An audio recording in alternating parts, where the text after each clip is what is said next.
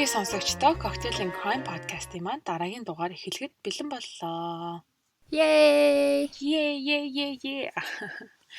За тэгээд энэ удаагийн дугаараар манай Дөкө коктейло хийгээд болсон гэмт хэргийнхаа тухай бэлдсэн байгаа. За тэгээд дугаар эхлэхээс өмнө хэллэг сануулга хэлье.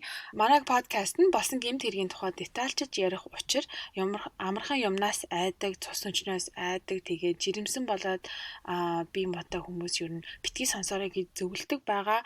Энээс цааш түүнээс хойш сонсхийг өөрөө хүсэж байгаа бол эрсдлээ өөртөө даадаг байгаа. За тэгээд амар гой коктейл хийцэн байна. Бас тэгээд хэрэг бас нэлийн том хэрэг юм шиг байна тий. Ааха. За тэгээд хоёул коктейлнээс эхлээд газ гэмт хэрэгтэй орё та төхөө. За тэгээ өнөөдөр passion fruit daiquiri бэлтлээ. Энэ маань болохоор passion fruit-ыг монголоор юу гэдэг юм бол гэ хайгаад үтсэн чинь амттай жимс гэдэг нэртэй юм байна. Тэгээд харин тий сонин нэртэй юм байна.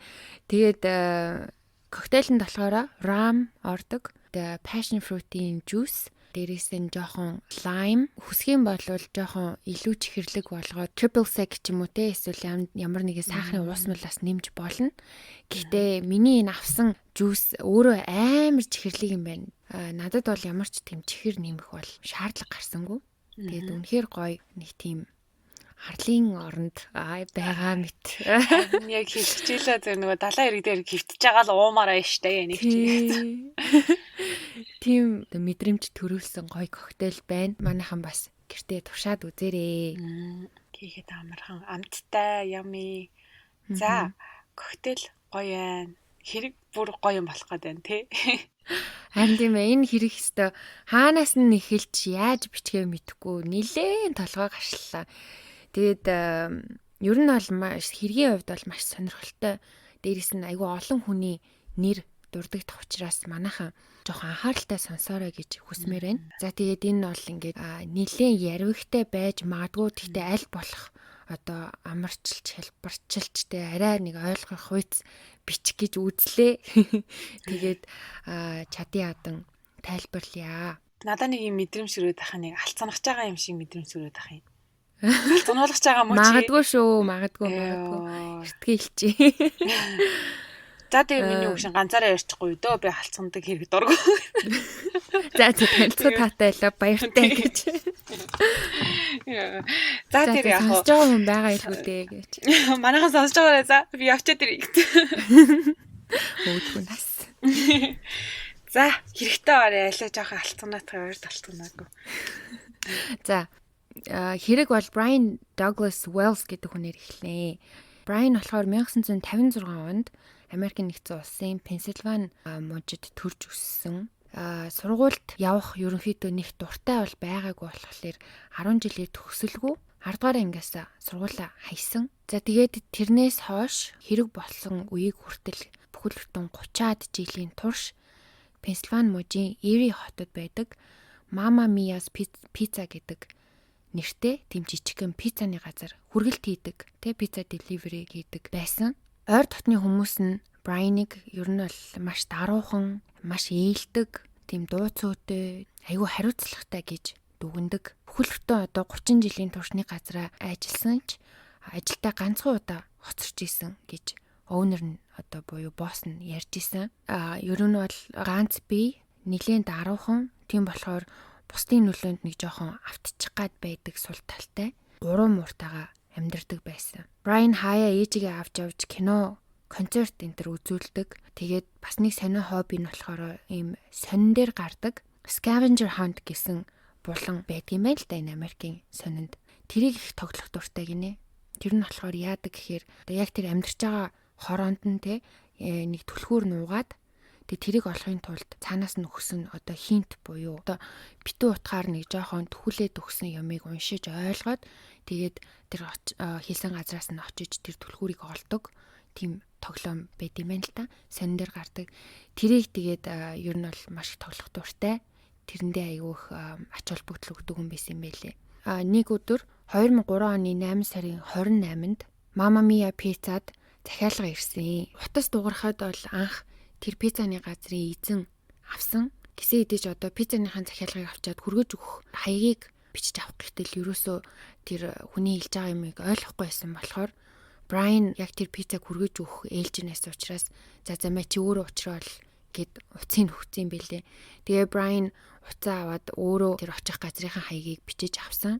Тэр хаяг нь болохоор ойлгохгүй байх нь аргагүй л байсан юм байлээ л дээ. Яг тэгэхээр тийм тодорхой айл тэгээ албан газрын тодорхой хаяг биш. Зүгээр юм гадаад талбай. Тэр нь болохоор яг ийм радио телевизийн одоо цамхаг ба шүү дээ. Цамхагийн тийм хаяг байсан. Тэгээ Брайан пиццагаа хүргэж өгөх гээд явсан. Гэтэл удалгүй Брайан PNC гэдэг нэртэй банкн дотор guess буюу одоо таагаараа гэсэн үг биччихсэн. Тим цагаан бодолк өмссөн. Тэгээ ингээд бодолконд ороос нь юу нь мэддэхгүй овооцсон. Тэгээд хаяг тулчихсан. Тэр банкны тэлэрт цаас дамжуулдаг. Тэр цаасан дээр нь болохоор ерөнхийдөө бол 15 минутын дотор надад $250,000 өгөхгүй болвол энэ дэлбэрийн шүү гэд тиймэрхүү юм бичсэн. Тэгээ Подолко ингээд сөхөө харуулсан чинь тэр нь тесрэх бөмбөг байсан. Тэгээд ер нь бол цаашаа тэр цеф энтер гэсээрээд яагаад ч 15 минутанд амжихгүй байсан учраас ийл байгаа бүх мөнгийг аваад яв гэд уутандаа хийж өгөөд Брайаныг гаргасан байна. Тэр нь болохоор ойролцоогоор $8,000 байсан. Брайан мөнгө авчаад банкнд тавьсан байсан нөгөө нэг тавхтай чихэр идэг шүү дээ. Тэндээс нэгийг аваад ичтэй чихэр идээд ингээ гараа явж байгаа тийм бичлэг нь байгаа байхгүй юу. Тэгээ пицца өргөж өгөхгүй гарсан хүн чинь юу гинэт яга банкн дээр юу болоо явчихваа гэдгсэн чинь пиццагаа өгөхгүйд хэсэн газар нь очисон чинь хоёр хар ярьсан залуу барьж аваад тэг хүзүүнд нь энэ одоо тесрэх бөмбөгийг зүүлэх ч гэсэн хийж хэлдэг. Брайанд өөрт нь 9 хуудас захиа шиг юм өгөөд дээрээс нь тэр таягийг өгсөн ба. Тэр захиаг нь уншсан чинь заавар байсан. Тэрэн дээр болохоор банк ороод $250,000 дээрэмдээд дараа нь хажууд нь байрлах Макдоналдсын гадаа одоо тэр Макдоналдс гэд бичсэн пайзных нь яг доор нэг чулуу байгаа. Тинчээ дараагийн газрын очих заавар байгаа гэд ингээ бүр юм 9 хуудас тийм заавар загтлаар биччихсэн. Тэр 9 хуудас заавар дотор болохоор банкны тейлерт өгөх захиа болон цагдаад өгөх захиа хүртэл байсан. Тэгээд зааврын дагуу Макдоналдс очоод дараагийнхаа зааврыг авчаад явж исэн чинь цагдаа нар машины зогсоогоод Брайаныг бүсэлж авдаг. Яг тэр барьчилгааны үеийн бичлэг байгаа. Бичлэг дээр болохоор гарын гавлаад газар суулгачаад тэгээд ингээ цагдаа нар ингээ өөрсдөө машинтайгаа жоохон зайнаас бүсэлчихсэн. Бүгдээр ингээ бууга Брайан руу чиглүүлчихсэн бэлэн байдалд зогсож байгаагаар дүр зур гардаг. Тэр үедээ мэдээж Брайан энэ миний буруу биш те би ингээ олзлогдсон. Надад ингээ хоёр хараа ирсэн залуу миний хүзүүнд ингээ бомб тонголчихсон. Би ингээ зааврын дагуу явж гин би зааврын дагуу банк дээр имцэн гэж хэлдэг. Цагдаа нарын нэг нь Брайан дээр очиж гав зүүхтэй Потолкийн ингээ жоохон хайчлаад дотор нь байгаа юм харсан чинь үнэхээр тесрэх бөмбөг байсан. Тийм учраас шууд тэднэр нөгөө заагаа аваад тэгэд нөгөө бомб сквад буюу одоо нөгөө мэржлийн тесрэх бөмбөгийн хүмүүс ээ штэ тийм хүмүүсийг дуутчихад тэгээ хүлээж байгаа нь тэрлэм байна л да. Тэр хооронд Брайан хөөрхөн амтан маш тайван байгаа харагдсан. Нилээн тайван байжгаад гинт нөгөө бомб нь яг кинонд дэр гардаг шиг дуграад эхэлсэн. Тэгсэн чинь Брайан жоохон сандраад хүү энэ дэлбэрхгээд тах шиг байна гэд. Тэгээд удаагүй байж итэл нөгөө дугарж байгаа юм нь улам одоо тавтамж нь ойртоод удалгүй дэлбрээд Брайан харамсалтай газар дээрээ нас барсан. Тэр үед зам маш их төгжрээтэй байсан учраас тесрэх бөмбөгийн одоо багийнхан Брайаныг нас барахаас яг 3 минутын дараа ирдэг. Гэтэл мэдээж Брайан тэр доороо амьсгал хураасан байсан. Цээжинд нь тагсан гарны хэмжээтэй нүх гараад ингээд дэлбэрчихсэн байсан гэсэн. Тэгэхээр бүр ингээд секундын дотор нас барчихсан. За тэгээд энэ үйл явдал Америк төдийгүй ер нь дэлхийд болж байгаагүй маш сонир хэрэг болсон. Энэ хэрэг дээр болохоор банкны дээрэм, хүн амны хэрэг гэдэг одоо янз бүрийн зүйлс холбоотой байсан болохоор тухайн мужийн цагдаа нараас гадна холбооны мөрдөх товчоо болон арх тамхи галт зэвсэг тесрэх бөмбөгтэй тэмцэх хэлцийнхэн хамтарч ингээ 3 байгууллага хамтарч энэ хэрэг дээр ажилласан. Энэ бол нэлийн хүнд ноцтой бас юу гэх юм бэ? Ховор хэрэг байсан учраас FBI Major Case номер 203 гэж бичигдсэн. Тэр нь одоо юу гэсэн үг вэ гэхээр холбооны мөрдөх товчооны одоо хамгийн том хэрэгүүдийн нэгээр бүртгэгдсэн байгаа. Брайаныг нас барсны дараа мөрдөн шалгах ажиллагаа шууд эхэлсэн. Энэ хэргийг хинч зохион байгуулсан бай. Брайан угаасаа л ер нь анханасаа л өөхөх ёстой байсан нь тодорхой гэж одоо FBI-ын хэлдэг. Яагаад тэгэхээр одоо тэр биелүүлэх ёстой байсан бүхнийг нь биелүүлсэн ч гэсэн яагаад ч амжихааргүй байсан гэж аахгүй юу? Дээрээс нь одоо тэр заавруудын дагуу цагдаа нар өшгөөд яг тэр очих ёстой байсан газрууд дээр нь ингээ очиж үтсэн боловч сүүлийн зааврууд нь байгаагүй буцаага авчихсан байсан гэж ярьдаг. Тэгэхээр ер нь бол эцсийн дүндээ 100% яг юу болох нь тодорхойгүй байсан ч гэсэндээ одоо FBI profiler гэж ярьдаг. Тэр хүмүүс бол угаасаа Брайаны үхэл энэ бүхнийг хийсэн хүний тархинд бол тодорхой байсан гэж хэлж ирсэн. Тэр банкнд орж ирэхдээ барьсан байсан таяг нь болохоор таяг биш буу байсан. Одоо тийм таяг шиг харагддаг буу. Тэгээд шаардлагатай гэж үзэх юм бол буудаараа гэсэн заавар байсан. Тэр тэсрэх бөмбөг болон одоо энэ таяган буу хоёр бол гэрийн нөхцөлд хийгдсэн зэвсгүүд байсан. Тухайн тэсрэх бөмбөгийг сайн судалж одоо хийсэн хүнийг нь олохын тулд Брайаны толгойг нь ингээд тасдж агаад аятайхан сугалж авах хэрэгтэй болсон. Тэр тухайгаа болохоор нөгөө шийдвэр гаргасан цагтаа ярьж байгаа хгүй юу? Энэ бол тэг миний амьдралдаа гаргасан хамгийн хүнд шийдвэрүүдийн нэг байсан гэд. Бид аль болох хамгийн хүндэтгэлтэйгээр энийг хийж гүйцэтгсэн гэж хэлж байна лээ. Брайаны гэрийнх нь болохоор мэдээж маш хууралсан. Яагаад тэгэхээр оршуулгын ёслолд авсан нээлттэй хамгийн сүүлчийн удаа ингээд царайг нь харж нээлттэй оршуулга хийдэг шүү дээ. Тих ямар ч боломжгүй салах ёс гүйцэтгэх боломжгүй болчихсон. Мэдээж нөгөө толгойг нь тастаад авчихсан болохоор тогтохгүй. Тэгээд оршуулгын ёслолын үед авсаг нэг ч нэгээгүй хаалттайгаар нь ёсолсон. Тэгээ гэрийнх нь болохоор нэг муу төмрийн сэгдээ хүнээс ч илүү анхаарал халамж бүр хүндэтгэл үзүүлсэн гэж одоо тэдний сэтгэл зүрхэнд тэгж буусан байгаа энэ үйл явдал. Харин мэрэгчлэтнүүд болохоор тэсрэх бөмбөг учраас цааш нь нэлээд сайн нэгтлэхийн тулд яг тэр чигээр нь авах нь тэр хүмүүст маш чухал байсан юм билээ. Брайаны гэрийг шалгахад гэртээ бол өөрөө тэр бомбыг хийсэн байх ямар ч үндслэл одоо сэжүүр байгаагүй. Пиццаг аваач өгөх ёстой байсан. Телевизийн цамхаг дээр очисон чинь яалтчгүй Брайаны машиных нь тэр дугуйны хээ болон Брайаны гутлын мөр бас байсан. Дээрээс нь ингээд ноцолцсон юм уу гэмээр нэг хэсэг шорон дээр мөр бас байсан. Одоо нөгөө 9 хуудас заавар байгаа шүү дээ. Тэр зааврын дагуу ингээд мөшгөөд очих хөстэй байсан газрууд одоо очиж юм авах хөстэй байсан газруудаар нь ингээ очиод үзчихсэн цагдаа нарын нэг газар очтол яг нэг юм цэнхэр өнгөтэй ван гэж ярьдаг штэ яг шин цагдаа нарыг харангуйтаа шууд ингээд харвсан сум шиг алга болцсон гэж аахгүй юу. Тэр бол амар сэжигтэй санагдаад араас нь хөөх гэтэл даагүй зам дээр нь саад бартаа байсан гэлүүдээ нийт ямар ч ийсэн тэр машины араас явж хөөх ямар ч боломжгүй байсан болохоор тэрийг ингээ алдчихсан гэж ярьж исэн. Хэрэг дээр ажиллаж исэн FBI-ийн мөрдөгч өөрөө хэлэхдээ энэ хэрэгт бол ер нь бит нотлох баримт бараг байхгүй. Тийм болохоор хизээний энэ цагт хин нэгэн л одоо ам алдаж юм уу эсвэл хэрэгээ хүлээхээс нааш ер нь бол шийдэгдэхэд маш хэцүү хэрэг гэж ярьж илээ. Тэр бас тэгж илээ. Банкны дээрмийн түүхэнд ердөө 2-3% нь л тэсрэх бөмбөгтэй холбоотой одоо тэсрэх бөмбөг ашигласан үзүүлэлт байдаг. Тэрний нэгээс ч бага хувь нь ингэж жинхнээсээ ажилдаг тийм тэсрэх бөмбөг ашигласан байдаг гэж хэлсэн. Тэгээ яг уу тэсрэх бөмбөгтэй гэсэн ч гэсэн дандаа ажилдаггүй те зүгээр худлаа хуурамч юмар сүрдүүлдэг гэлээ маань л да. Тэгээ энэ бол түүхэндээ баг худалчунд анх удаа жинхэнэ тэсрэх бөмбөгөөр тэгээ нөгөөх нь ажиллаад хүн хохирсон хэрэг болж байгаа хгүй юу. Энэ хэрэг болсноос 3 хоногийн дараа Брайантай хамт ажилдаг сайн найз нь болох Роберт Пенери гэдэг залуу гэртээ нас орсон байдалтайгаар олддог.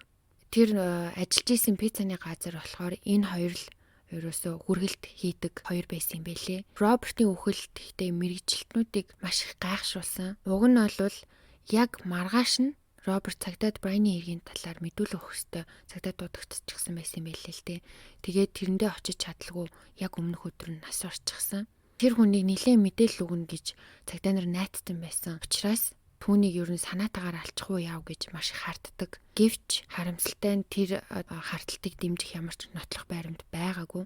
Роберт өөрөө нөгөө харт тамхи хэрэглэдэг хүн байсан бөгөөд одоо үхлийн шалтгаан нь харт тамхиа хэтрүүлснээс болсон гэж шинжилгээгээр тогтоогдсон. Тэгэхээр одоо хин нэгэн албаар хэтрүүлүүлсэн үү эсвэл өөрөө хэтрүүлж хэрэглэсэн үү гэдг нь мэдээж тодорхой биш.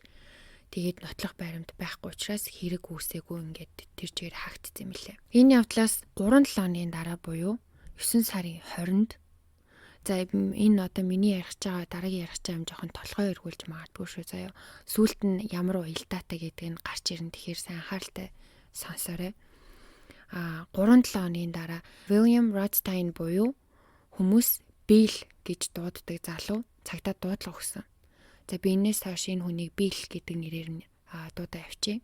За тэр дуудлагт юу гэж хэлсэн гэхээр би хүний цогцос зааж өгөх гэсэн юм аа.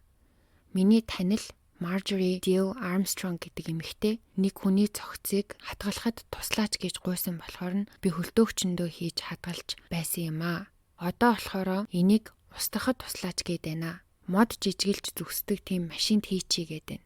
Би бол тэгж чадахгүй. Энийг одоо ирж шийдэж өгөөч гэж хэлсэн. Тэр дуудлагын дагуу Биллээс мэдүүлэг авахар цагдаагийн газар дуудаад цагдаа нар гэрт нь очиж шалгахтал нэрээ Биллийн хэлснээр цогцос тэр хөлдөөгчн дотор байсан. Тэгээд тэр хилээд байгаа Marjorie гэдэг эмэгтэй нь яг хажуудлынхаа айлд нь амьдардаг байсан. Marjorie гэртээ байсан учраас яг тэр доорн шууд баривчлаад хорж чадсан.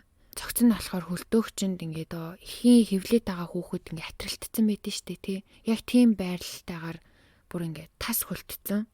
Хар уутаар ороосон байдалтай байсан. Тэр цогцыг гаргаж авснаас хойш бүхэл бүтэн 4 өдрийн турш бүтэн гисхийн үлээсэн юм аа. Тэгжээж нөгөө шинжилгээгээ хийсэн. Бүхлийн шалтгаан нь болохоор толгойдоо буудууснаас болсон. Тэгээд энэ хэний цогцос байсан гэхлээр тэр Marjorie гэдэг эмэгтэйгийн 10 жил үерхсэн найз залуу болох Jim Roden гэдэг хүний цогцос байсан. За тэгээд одоо Marjorie болон Billy-ийн тухай жоохон ярий. За энэ хоёр юу хүмүүс вэ гэхээр түрүүн хэлсэнтэй энэ хоёр зэрэгэлдээ амьдардаг хөршүүд. Тэгээ хөршүүдүүдийгүү энэ хоёрын энэ байшингууд нь яг нөгөө нэг пицца зөөлгүүлж авсан телевизийн цамхаг байна шүү дээ. Тэрний бүр яг хажууханд нь байдаг хауснууд.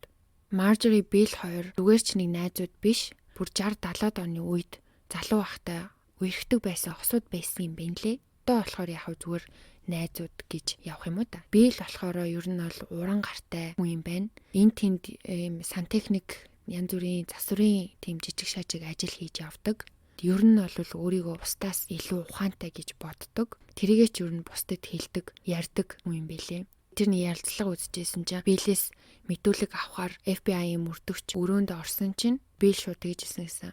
Энэ өрөөнд байгаа хамгийн ухаантай хүн нь би гэж хэлсэн гинэ. Тэгээ нөгөө мөрдөгч нь гайхаад ингээ эргэн тойрны харсан чинь тэр хоёр хойлохны өрөөнд исэн гэж аахгүй юу. Тэгэхээр ер нь бол мангар онгороо тэгээ ер нь би амар ухаантай гэж ярьж явдаг хүн байсан юм байлээ. Marjorie болохоор бас маш ухаантай амар толгойтой эмэгтэй байсан гэж байгаа. Хүмүүс ярихтаа болохоор Marjorie-тэй нэг л уулзсан болвол салахын аргагүй нэг тийм амар сонирхолтой эмэгтэй байсан гинэ. Тэгээ дээрэс нь айгүй тийм үзэсгэлэнтэй гой бийтэй хүүхэн байсан. 10 жилдээ болохоор маш амжилттай сурч төгсөөд бакалавр болон магистрийн зэрэгийг ч гэсэн аваад амжчихсан. Тэгээ нэлээд чинэлэг айлын эрх охин байсан юм байна. Тэгээ харамсалтай нь 20 дөнгөж гараад Marjorie сэтгцийн өвчний шинж тэмдгүүд илэрч эхэлсэн. Өөрөө ч бүр өөрийгөө сүлдө ойлгохоо байгаад сэтгц мэдрэлийн эмчтэр очиж исэн юм байна. Тэрнээс хойш нэлээд одоо олон жилийн туршид янз бүрийн онош сонссон. Тэгээ тэр оншин дунд нь болохоор bipolar буюу одоо нөгөө Элиса ламын хэрэг дээр дэлгэрэнгүй ярьж исэн шүү дээ. Тэр хоёр туйлт эмгэг гээд. За bipolar. За дээрээс нь нөгөө mania гэж бас ярьж исэн. Тэр тэгээд narcissism. Дээрээс нь anxiety буюу одоо сэтгэл түгшил. Бас ингээд чалчаал идэг. Тэгээд юу яриад байгааг нь ойлгохдод хүмүүс идэг штэ. Нэг юм ярьж байгаа л дахиад шал өөр юм руу ингээд гинт яриад үргэлжлүүлээл ингээд яриад идэг. Тэгээд тэгээ ингээ харилцан ярьж байгаа хүндээ ямар ч ярих боломж олгодгүй. Нэг тийм одоо англиар болохоор pressured speech гэж хэлсэн. Гих зэрэг онш сонссон юм байлээ. Ер нь бол багасаа ажил хийдэггүй, нэг ажилдаа удаан тогтож чаддаггүй хүн байсан. Тэгээ аав ээж нь яг нөгөө мөнгөтэй хүмүүс учраас угаасаа эрхлүүлж хоёрч байшин авч өгсөн, дээрээс нь машин авч өгсөн. Нэг ажилдаа удаан тогтож чаддаггүй учраас сар бүр бас мөнгө өгдөг гэсэн юм байна. Бас нэг сони юм нь болохоор эрчүүд Marjorie-д бүр амар амархан олтчихдаг байсан гэж аахгүй юу. Тэгсэн мөртлөө үерхсэн эрчүүд нь дандаа золгүй явдлаар нас барчаад байдаг гэсэн. Тэгээд нэг биш, хоёр биш, бүр 5 залуу тэгж янз янзын байдлаар нас барцсан байгаа. Шулам юм ааш. Харин тийм. Жишээ нь гэхэд заяа нэг найз залуу нь Маржорийг тэднийхээс нүгээд удааг байхад нь амиа орлсон гэж байгаа. Амиа орлсон гэдэг нь бас одоо асуудалтай. Яатсан юм бэлээ. Нэг залуутай болохоор гэрлээд хэсэг хугацааны дараа тэр нь алтарч унаад толгоогоо ширээн цохоод тэг эмнэлэг твтэж агаад удалгүй нас орсон. Тэгээ болоогүй тэр эмнэлгийг ажлаа одоо цалгар хийсэн, үл тоосон. Тэрнээс болж нөхөр маань нас орчлаа гэж шүүхтэд ялаад за 170 мянга гэлүүдээ айгүй их мөнгө тэр эмнэлгээс салгаж авсан билээ. Бас 1984 онд бас нэг найз залууга алсан гэж баривчлагдсан боловч тэр нь биеийн хамгаалалт байсан гэж итгүүлсэн болохоор яллагдаагүй шууд гараад ирсэн. Одоо тэгээд сүүлийн найз залуу болох одоо нөгөө Jim Road нэ шүү дээ. Тэрний хэрэгээр ингээд баривчлагдчихж байгаа байхгүй юу? Үлдөгчнөөс олцсон. Marjorie болохоор би Jimmy-г юусоо алаагүй, Bill алсан гэж анханасаа бүр гавлууснасаа хойш орилж эхэлсэн. Надтай эргэж нийлхийн тулд тэр алсан гэд ингээд гүрийгээд байсан. Тэр хоёр нөгөө пицца зөөгч залуу Brian-ы хэрэг эхэлсэн газарш нөгөө цамхаг, телевизийн цамхаг тэрнтэй маш ойрхон амьдардаг гэсэн гэж хэлжсэн шүү дээ. Тийм болохоор нь энэ юу н жоохон холбоо сүлбэтэй байж магадгүй гэж цагдаагийнхан жоохон хардаад тэр тухай асуухад тэр хоёр хоёлаа өстой мэдхгүй тэрний тухай бол өстой мэдхгүй гэж хоёлаа тэр хэрэгт холбогдлохгүй гэдгээ хэлцгээж байсан. Харин одоо тэр хөрөгчнөөс гаргаж авсан хүнийг болохоор нэг бол Marjorie алсан, нэг бол Bill алсан гэх нэг рүүгээ чихээд байсан. 5 сарын дараа тэр үлдөгчнөөс олцсон хүний шүүх хурал болоод Marjorie буруутай гэж тогтоогдсон ч сэтгцийн өвчтөйгээд 7-оос 12 жилийн ялаа эдэлж дуусаад сэтгцийн эмнэлэг твтэж эмчлүүлэх ёстой гэсэн шийдвэр гарсан. Bill болохоор нөгөө цогцос мэдээж нуухад тусалсан хэдий ч цагдаа нарт өөрөө дуудлага өгөөд тэгээд дээрээс нь маш их тус болж исэн энэ хэрийг шийтгэхэд ингээд туслаад бүгдийг бүх үннээ хэлээд айгүй хайтаахан байгаад байсан болохоор нь нилийн өнгөн ял өгөөд нэг хэдхэн жилийн ял авсан юм байлээ. Ял авсныхаа дараа Marjorie би эксийг алаагүй, Bill алсан гэдэг байр суурин дээр ингээд бүр бат зогсож исэн. Тэрнээс гадна Bill тэр пицца бомбрын хэрэгт бас буруутай гэж ярьж эхэлдэг. Тэгсэн хэрнээ яг яагаад буруутай ямар холбоотой гэдгийг огт хэлдэггүй. Удалгүй Bill 2004 оны 7 сард биеийн муудаад тэгээ шууд эмнэлэгт хүргэгдээд удалгүй буюу 7 оны дараа одоо 60 настай байхдаа цусны хорт авдраар нас бардаг. Bill-ийг нас барсны дараа нэх удалгүй Marjorie гинт эксгээ өөрөө алсан гэж үннээ хэлдэг. Тэгснээ одоо эртний хүүхнээс олж хэрэлдээд тэгээд миний дургу үрээд буутчихсан гэд хэрэгээ үлээчтэй. Гэхдээ бас яаж зүгээр ах вэ? Бас нөгөө сэтгцийн өвчин рүүгээ буруугаа тоох гэж оролдож исэн. Би тухайн үед одоо эрүүл сарвал ухаантай байгаагүй гэд Marjorie одоо шоронд авах хугацаанд цагдаа нар руу байнга холбогдоод би одоо өөр олон хэрэгүүд мэднэ. Хэрэгтэн олгоч чинь би тусалж чадна. Тэгээ оронд нь одоо миний ялыг хөнгөлөөд өгч юм уу, намайг тийш шилжүүлж өгч юм уу те ингэ наймаалцах гад хит удаа оролдож исэн боловч цагдаа нар ерөөсөө тоогоогүй. Тэгэхээр нь Marjorie шууд би тэр пицца бомбрын хэргийн тухай мэднэ. Bill-ийг энэ хэрэгт холбоотой гэдгийг нотолж чаднаа гэж хэлэхээр нь анханасаа Bill холбоотой гэд орилоодсэн шүү дээ. Тэгээ бас дээрээс нь сая ингээ хэлчихсэн учраас энэ юу н өөрөө мэдж байна гэдэг чинь өөрөө бас холбоотой байж магадгүй гэж үзээд гэрт нь нэгжлэх ирэх авсан. Тэгээ гэрт нь нэгжлэх хийж байгаа нэг захидал олдог. Тэгээ энэ бол цагдаа нарын одоо миний бодлоор цагдаа нар маш сайн ажилласан гэж бодсон. Ягаад тэгэхээр Marjorie чи өөрөө нөгөө сэтгцийн өвчтөө тэгээд сэтгцийн өвчтөө хүмүүс нөгөө хуурдрууд айгүй хийдэг шүү дээ. Амар навшаа цуглуулдаг. Гэрээ цэвэрлдэггүй. Ингээ шалан харагдахгүй болтлоо навшиндаа харагдсан байдаг хүмүүс байдаг шүү дээ. Тийм байсан. Тэгэхэд тэр олон амар навшин дундаас ганцхан захиа, маш чухал захиа олж тэгээ тэрийгээ бас хэрэгтэй холбож чадсан нь бас энэ цагдаа нарын маш сайн ажилласан ажиллагаа юм болов уу гэж юм шиг надад санагдсан. Энэ захиа бол ер нь бол маш олон зүйлийн учрыг тайлахад тусалсан захиа. Энэ дээр болохоор PNC гэдэг нөгөө манайхан санаж байгаа бол нөгөө Brian-ы дээрэмцэн банк штэ тий. PNC гэдэг банк руу Marjorie амар ууртай ууралсан тийм захиа бичсэн байсан. Гэтэ явуулаагүй. Яагаад энэ банкнд Marjorie амар ууралсан бэ гэсэн чинь тэр банкнд одоо тэдний гэр бүлийн одоо үнэт зүйлсээ хадгалдаг тийм хадгаламж байсан юм байна л да. Тэнд нь болохоор ээжээс нь өөрт нь өвлөж ирсэн юмнууд байсан. Тэгсэн идэж одоо тэр банкныхан тэр ямыг авах эрхийг нь аавд нь өгснөө улмаас аав нь ирээд тэр ээжийнх нь үлдээсэн юм хуу хамаад аваа явцсан. За. Бүр хоослоо хийчихсэн юм байна. Тэгэнгүүт одоо нөгөө ээжээс нь өвлөж ирсэн юм авч чадхааргүй болоод дээрээс нь аав нь бүгдийг нь авчаад өөрт нь өгөхгүй байсан учраас аавдаа болон банкнд бүр маш их ууралсан. Marjorie энээс болоод аавгаа алаад өв залгамжлагч нь болохыг хүссэн юм байна л да. Тэгээ аав нь одоо ингээд ганц охиндоо эн чинь айлын ганц ахгүй юу? Ганц охиндоо мөнгө төгрөг өгөхгүй харж хандхаа болоод удчихсан байсан. Мөртлөөсөө өөрийнхөө ойр тойрны түр танилуудтай, хуршүүдтэй, зүгээр найзуудтай маш их мөнгөөр туслаад бүр ингээд байшин байр авахт нь туслаад, машин авахт нь туслаад тэгээ нэг удаа бүр явдаг сүмдээ хүртэл $100,000 хандив хүртэл өгсөн байгаа хгүй юу. Тэгээ ингээд ойр тойрныхон хүмүүст мөнгөө цацаад байсан мөртлөө Marjorie юу ч өгөхгүй байсанд нь бас Marjorie амар ууралсан. Яагаад Marjorie өгөхгүй байсан тухай аваас нь сүлд асуусан чинь юу яасан гэсэн. Нөгөө багаас нь амар эрхлүүлээ өсгцэн. Тэгээ жоохон сэтгц мэдрэлийн өвчтөй болоод эренгүүтээ хэрэг төвөгт орооцолтоод эхэлсэн гэж байгаа. Тэгээ хэрэг төвөгт орооцолтохороо мэдээж дандаа аав ээж нь мөнгөний төлж авч гаргана тий. Тэгээ мөнгөтэй ахаараа л ер нь хэрэг төвөгт орооцолтчод байсан гинэ. Тэнгүүт нь ерөөсөө за энэ мөнгийг айгу буруу юмд ашиглаад байна гэд илүү тийм мөнгө төгрөг өгөхөө болчихсон гэж аахгүй юу. Аав нь одоо нөгөө хамаг мөнгөө тараагаад цацаад ахаар одоо Marjorie-гийн толгойд болохоор тэгж бодох юм шиг байгаа. Энэ бол надад өв залгамжилж ирэх ёстой мөнгө.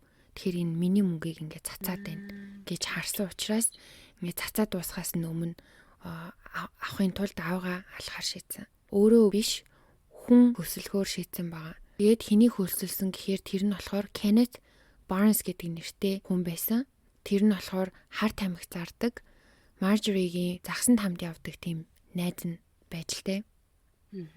Kenneth мэдүүлэг өгөхдөө болохоор Marjorie ч угаасаа галзуу штэ. Нэг удаа бүр надаас манай аавыг халаад өгөөч гэж хүртэл гуйж ийсэн штэ гэд ингээ хэвнийг ярьсан тийм бичлэг байгаа хгүй юу. Тэгсэн чинь цагдаа нар тийм үү чи тэгээ юу гэж хэлсэн гэдгсэн чи би аахтай юу гэж аавыг нь алах вэ? Би зүгээр тоглоомоор тхиим болвол чи надаа $250,000 өг. Тэгээд би тэрнийхээ $100,000-ыг урчилж аав шүү гэд хэлчихсэн. Тэгтээ мэдээж би алахгүй л байсан л та. Энтергээ яриад байхгүй. Би бол өстой орхоо шавьч чи алах дургүй хүмүүс ингээд бууг мууг намнаад бууг мууг буудахлаар би бүр уйлдаг хүмүүс гэд.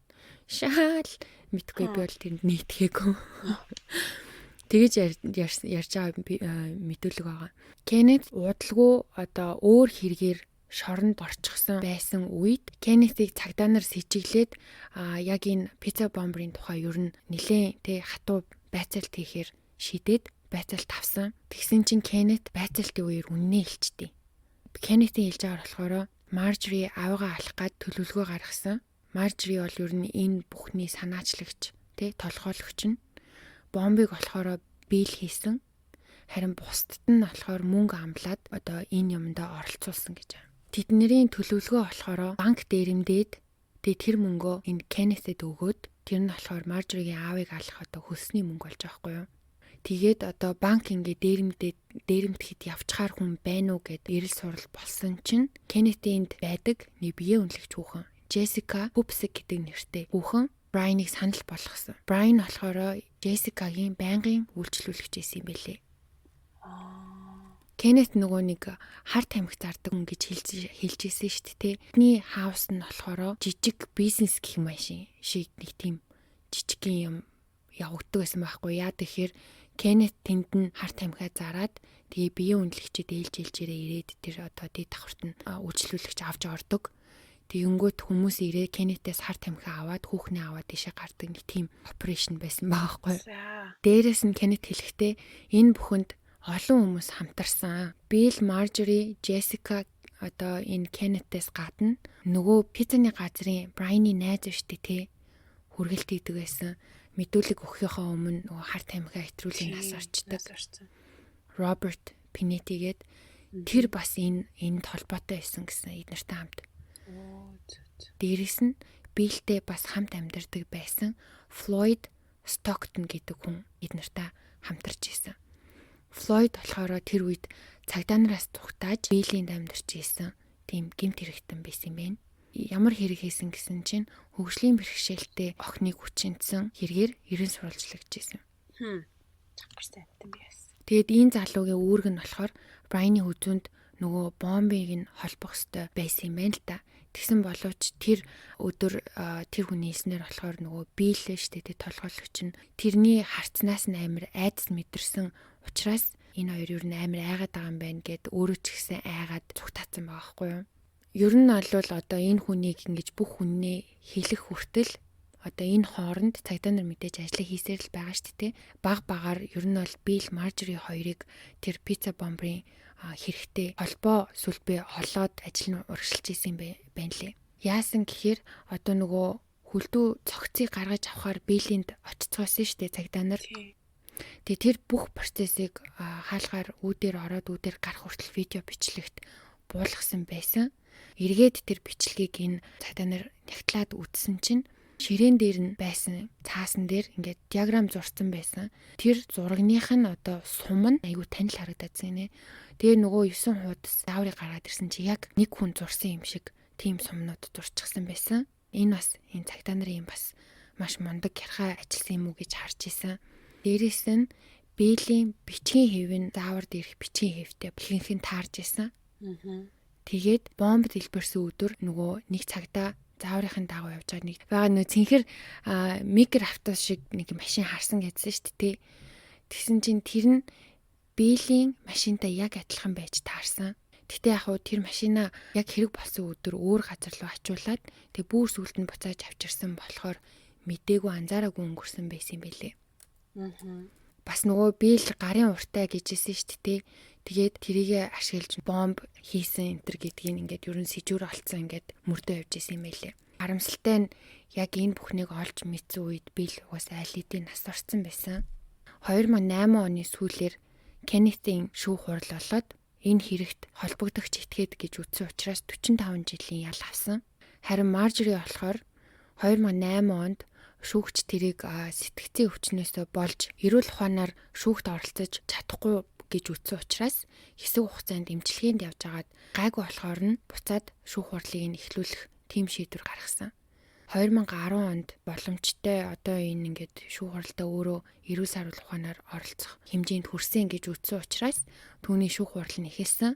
2011 оны 2 сарын 28-нд эцсийн байдлаар шийдвэр гарч зэвсгэлсэн дээрэм банк дэвсгэрлэж дээрэмдхийг санаачилсан, хувилдсан, мөн хөнөөлт зэвсэг ашигласан гэсэн үндслээр насаар нь хорих ял өгсөн. Харамсалтай нь одоо хэнийгч Брайны үхэлд шийтгэж чадаагүй.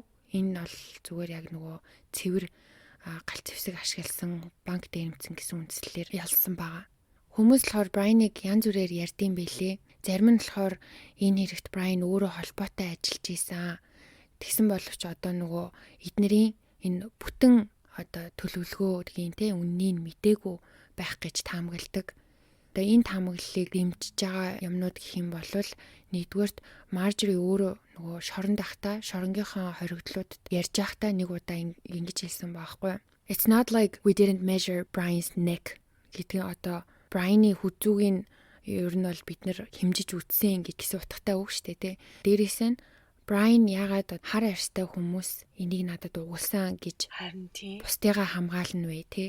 Хэрвээ өөрөө холбогдлого байвал энэ хүмүүсийг чинь тань штэ одоо энэ ядчил биеийн үнэлэгчээ тань энэ хар тамхи зардаг залуу тань. Тэгэхээр нэрийг яагаад хэлж болоогүй юм бэ тий яг өгөхийнхээ өмнө. Тэгээ хамгаалсаар байсан нь аюу хамсаатан гэж хартуулах юм болсон. Яг нөгөө яг жинхнээсээ дэлбэрчин гэж бодоогүй нөгөөдөл нь аягүй бол энэ хуурамч муурамч гэж хэлээд явуулсан юм байх магадaltaй гэж хүмүүс үздэг. Тэгээ дээрэс нь Кеннет хэлэхдээ болохоор дэлбэрэлт болохоос өмнөх өдөр нь эднэр ингээ бөөнөрөө хурал шиг юм хийсэн байхгүй тэнд нь Брайн хамт байсан гэж хэлдэг. За Гэх мэтчлэн одоо зүйлсүүд дээр үндэслээд хүмүүс Брайн бол энэ operation-д те өөрөө нэг хэсгэнд байсан. Гэхдээ яг 100% дүрсэл одоо 100% планыг мдээгүй байсан байх гэж ярьдаг. Зарим нь болохоор Брайн бол огт мдээгүй байсан. Энэ бол цэвэр хохирогч гэж ярьдаг. Тэрнийг дэмжих юм нь болохоор нэг тийм бас хүчтэй биш л те ганц хэлж байгаа хүн нь нөгөө нэг биеийн үнэлэгч хүүхэн л хэлдэг. тэр бүр сүулт энэ бүх тухай ярьдаг байхгүй юу. Тэгтээ болохоор тэгж хэлчихсэн. Би л Брайныг олж ирсэн, надад угаасаа мөнгө амласан. Брайан бол ямар ч буруугүй, Брайан энэ тухай юу ч мэдээгүй гэж тэр хүүхэн хэлээд уйлж исэн. Тэгээ Брайан миний байнгын үйлчлүүлэгчээс гадна бид хоёр маш сайн найзууд байсан тий. Айгүйх цагийг хамт өнгөрөөдөг байсан. Би Брайаныг маш сайн мэднэ. Брайан одоо өстө хорхоод хоргүй маш сайн хүн байсан гэд би өстө маш муухай юм хийсэн гэж хэлээ уйлж исэн. Аха. Тэгээ ер нь бол тэр хүүхний тим яриа дээрээс нь одоо гэр бүл найз нөхдийнх нь Брайан бол хизээч ийм юм хийхээр хүн бишээ гэж хэлж байгаас гадна энэ тухай нотлох юм байхгүй л дээ. Гэхдээ Мас бол ер нь хоёр хуваагдсан байдгийн билээ энэ асуудал дээр. Тэгээд Брайан Роберт Пенери хоёрыг яагаад алахаар болсон гэхээр яг бас хүмүүсийн л таамаглалтай энэ тухай хинэнч үннээ хэлээгүй. Гэхдээ мэдээж энэ хоёрыг гэрчүүдэд цөөлөхийн тулд тусгасан байж болцшгүй гэж хүмүүс ярьдаг юм байна лээ. Тэгээд яг 100% бүр ингэж хар цагаан шиг тодорхой биш ч гэсэндээ ерөнхийдөө бол хэрэг шийдэгдсэн гэж үзэж байгаа.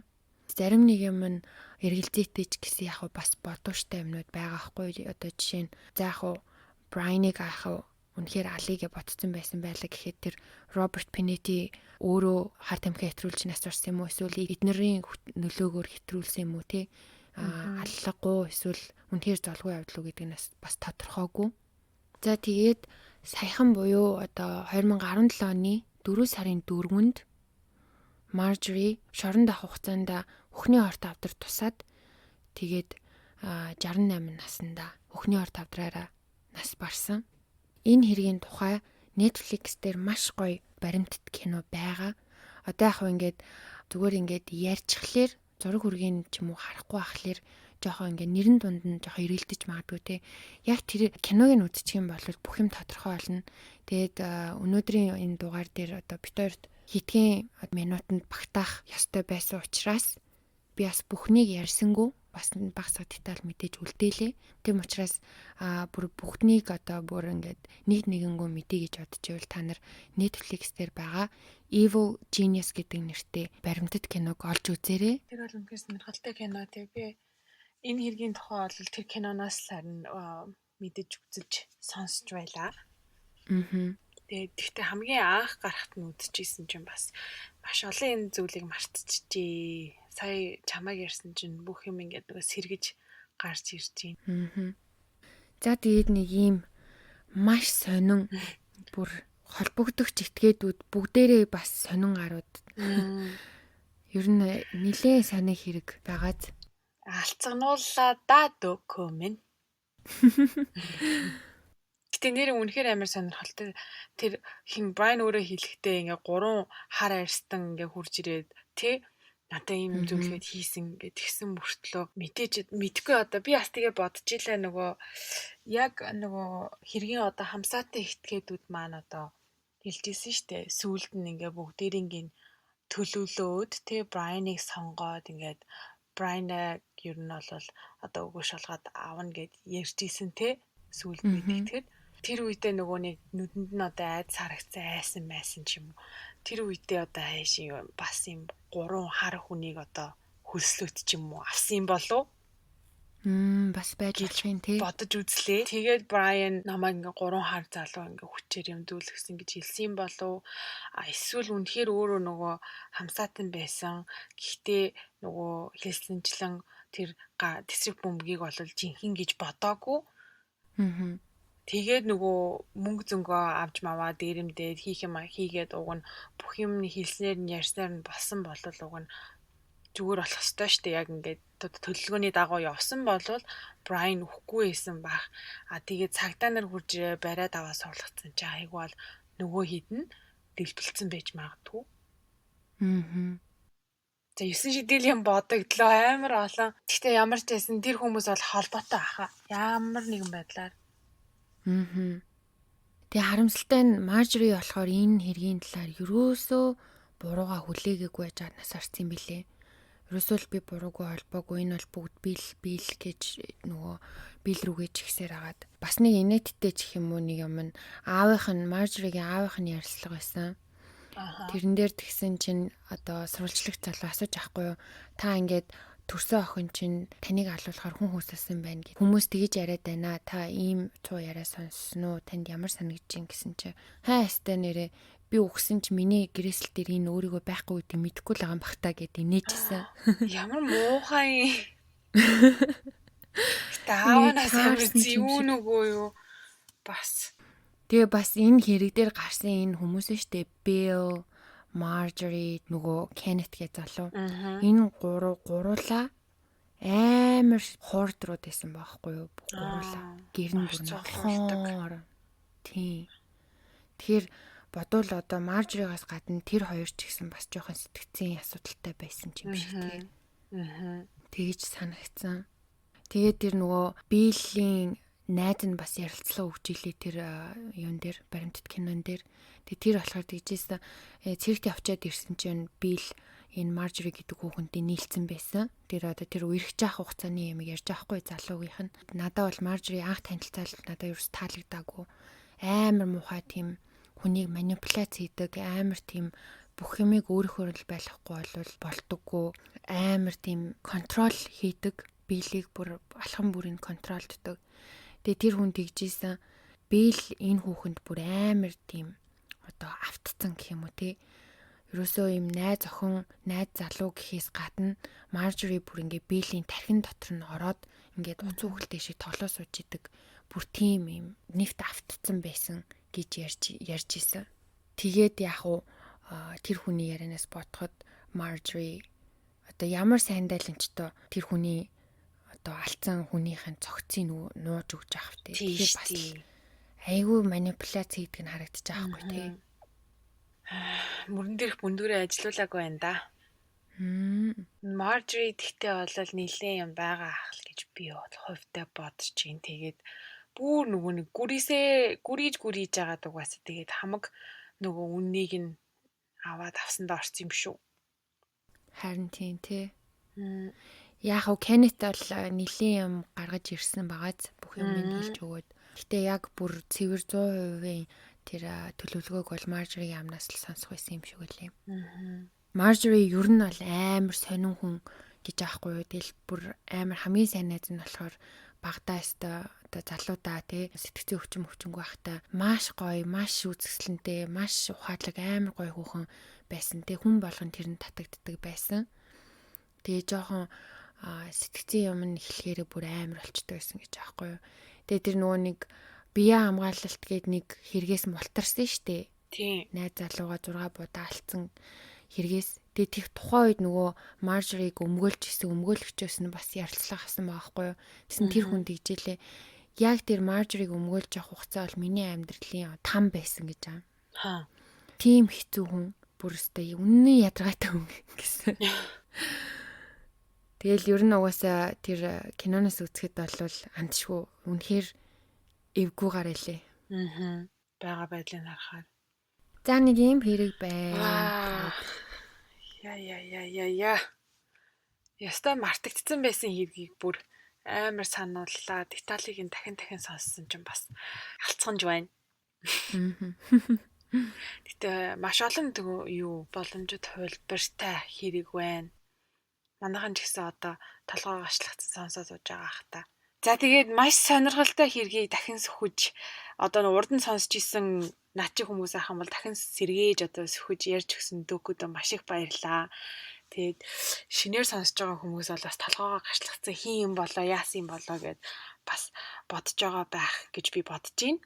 Мэдээж энэ хэрэгтэй холбоотой зураг бичлэг те одоо линкийг манай Instagram болон Facebook page руу ороод харж болно шүү. Бас дээрээс нь одоо YouTube-ийн description хэсэг дээр доор тэр pizza bomb-ын яг нөгөө бичлэгийг нагаа тэрний линкийг оруулна байгаа шүү. За тэгээд манайхан сонсож байгаа платформ болгон дээрээ үнэлгээ өгөөд 5 шүү. Тэ 1-ээс 5-ыг болж игэл 5-ыг өгөөрэй. За болохгүй бол яах вэ гэж. Болохгүй бол яах вэ? Юу сайхан дур сайхан штэ. За тэгээд хэрвээ битэрийн хийж байгаа контент таалагдж байгаа бол тэгээд лайк дараа, дислайк дараа сэтгэлдээ үлдээгээд хэний хийсэн бэ гэж таамаглаж ийн гэдгээ энэ видеоны доор комент хийсэг яриа үүсгээрэй гэж хүсмээр байна. За тэгээд дараагийнхаа дугаар хүртэл түр баяртай. Bye.